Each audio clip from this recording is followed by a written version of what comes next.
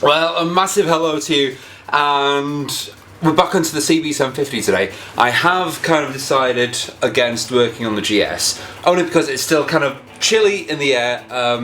It's not really warm temperatures yet. I do need to gloss coat the engine. Why do I keep on saying the engine? The tank, the cowl and the front mudguard, I do need to gloss coat those, but in really low temperatures, you're not really going to get much success really. I mean, we are using anti-blooming thinners, which should help, you know, all the blooming effects that you get from too much moisture in the atmosphere and all sorts.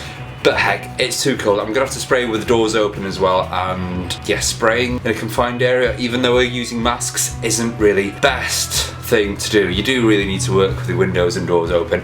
And as well, as you can see, it's dark out there. It is night time, so I am kind of trying to make up for lost time that I lost the last couple of weeks because it's cold. It's still lingering. But anyway, CB750 engine time. That is what we're going to be doing today. As you may have seen in that very first video where we got the CB750 running, there was a bit of knocking only when we started it. Bearing in mind, I hadn't given it an oil change for obvious reasons. I should have done, you know, if I was a professional mechanic with all the oil and all the money in the world, and yes, I would have given it a fresh oil change first, but I didn't. A bit of knocking when it started. It was running fine, but there was, you know, that bit of knocking. I spoke to Cody from Motorcycle MD. If you're watching this, Cody, hello to you.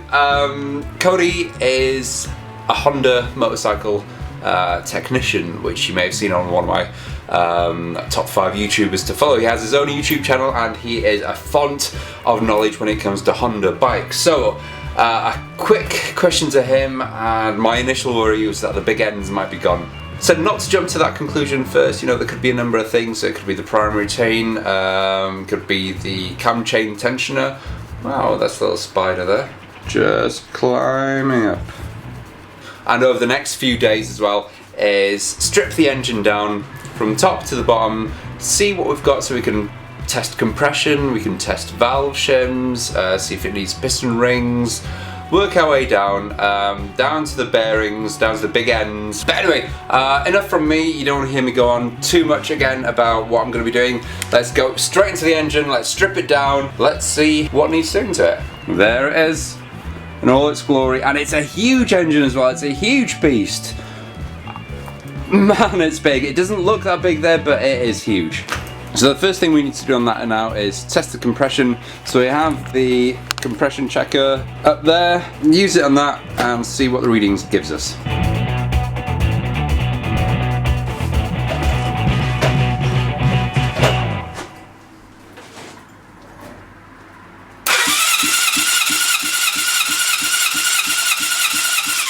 I'm gonna have to double check the book, see exactly what measurements that should be coming up, but I mean, over 100. And the last one, let's see what this does. I'm right in the way, aren't I?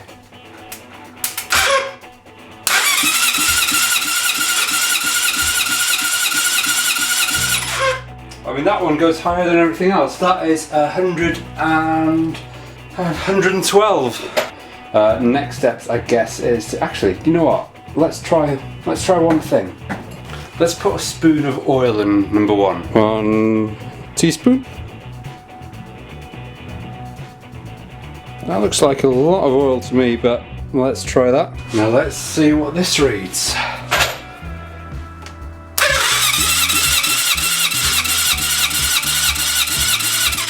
Hey, 31.35. Wow, that is with oil inside. Let's get the camera up there. Yeah, so that is 135 it's reading, which kind of makes me think that the piston ring's gone. And if we read here on the compression test, where are we? Down there, it should be 170 psi, and we're not reaching that bit anywhere near. 135 I think was the highest we got, so we definitely need to look into that. Now the next thing we've got to do with this is take this rocker cover off, because obviously we need to measure the valve shims underneath this, so I need to take this off. You can see that they're not using kind of the same bolts throughout. It's a bit of a mishmash, so let's tackle that, get the bolts off, and then let's get the rocker cover off.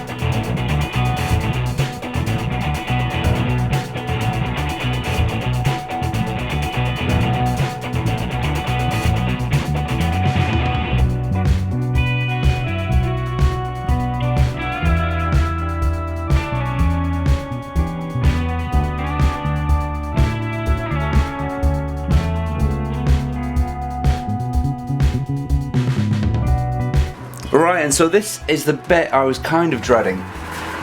I've waited until the morning so I can at least film this.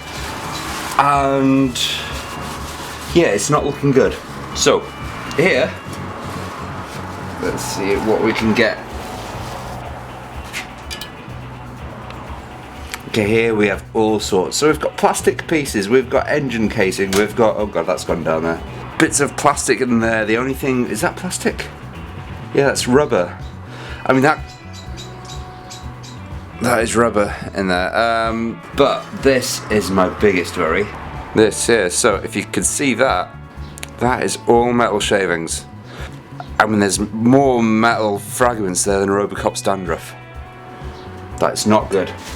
That kind of makes me think that the, there you go, you can see it more on this.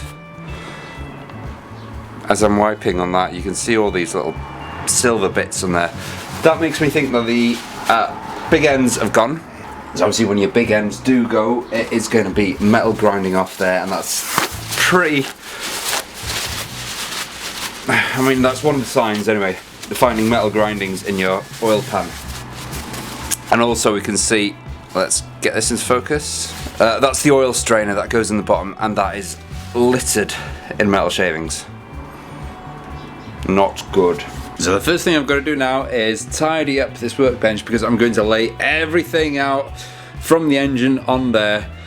Tidy up that bit, get rid of it all. Well, not get rid of it, I need to put it in another place, so let's do that. Where can I put it? Damn.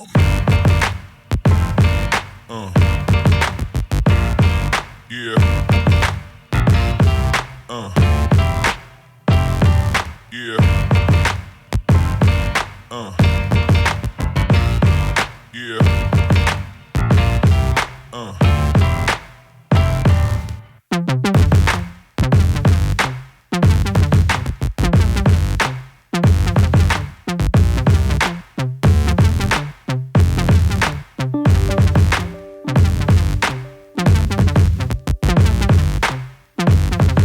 Actually, before we start taking things off, let's check the valve shim. So I've got the inspection and adjustment guide here. Where are we? Valve clearance 3 to 7. Alright.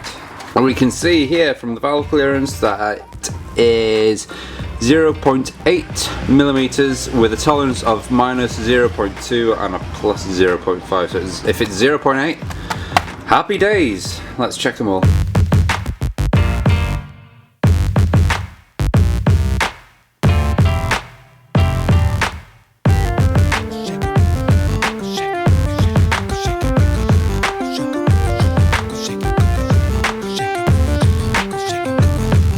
Right, so before I turn this around, I've set the engines so that pistons 1 and 4 are at the T mark, which is the top dead center mark on here. So I've turned everything around just so that the piston's in the right place. And now I can turn this huge piece of an engine around, and I can remove the oil pipe and the Canon chain tensioner guide at the top here, which is 3 bolts there, and that should all come off.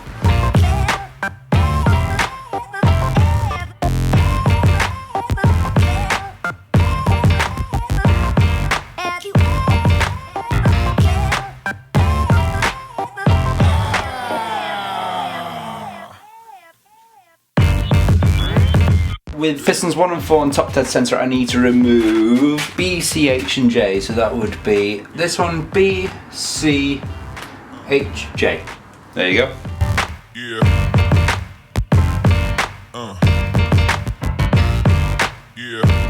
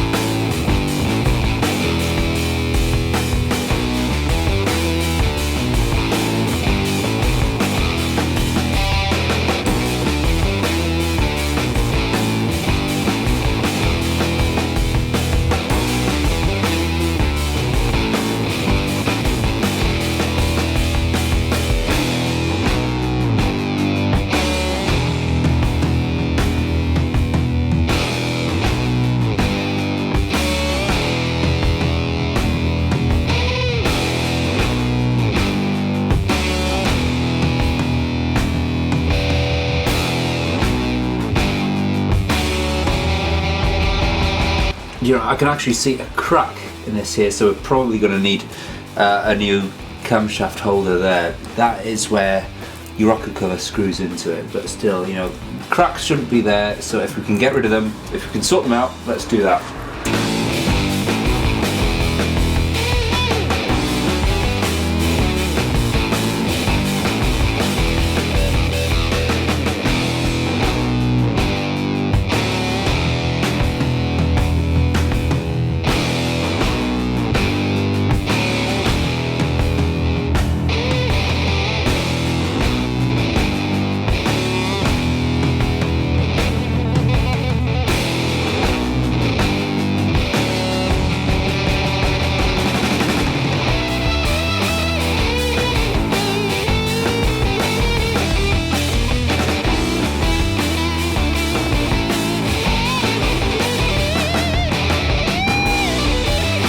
So much oil everywhere.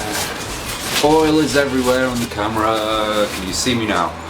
I guess I'm going to disappoint a few people at this very point, because I am going to kind of stop the video here, only because it's a Sunday.